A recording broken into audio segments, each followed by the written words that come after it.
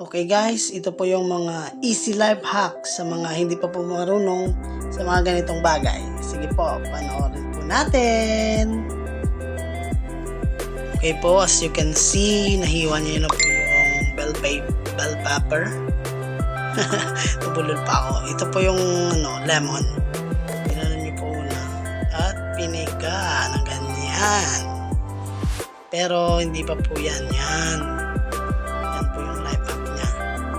At ang kasunod, avocado. Yan po yung avocado. Ganyan lang po kung paano po yung pinaka-easy para buksan po yung avocado. Yan. Napakita po dyan. Ganyan po. Yan. Diba? That's so easy. How will you open the avocado and then slice nyo po, and then yung kasunod po ay isang mangga. Yan po para mas maganda at merong style po yung pag-ano nyo ng inyong mangga. Yan po, itlog. 4 na itlog, 5 po. Yan po, sineparate po yung yolk.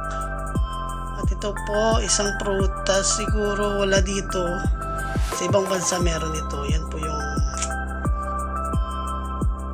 tamang pag-ano niya para mas madali. At yung kasunod po ay Chico. Chico po nga ba yan? Comment down below nga po kung ano po yung prutas na yan.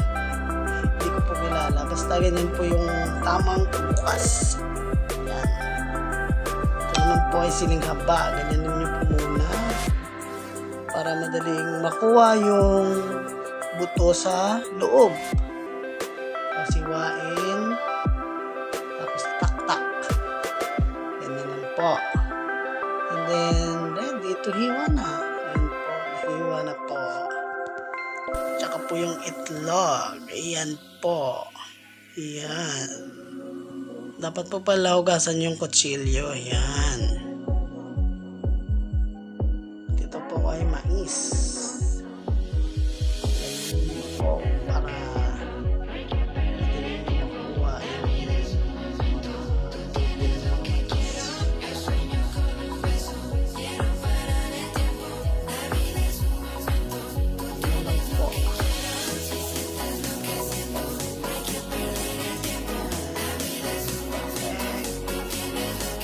makuha yung shrimp. Paano po magbalat ng shrimp na maganda? Yun po ng tinidor. Isa pa. Yan. Yan. Kita niyo ba? Ano lang po? Yan. Ano po diba kayong maganda?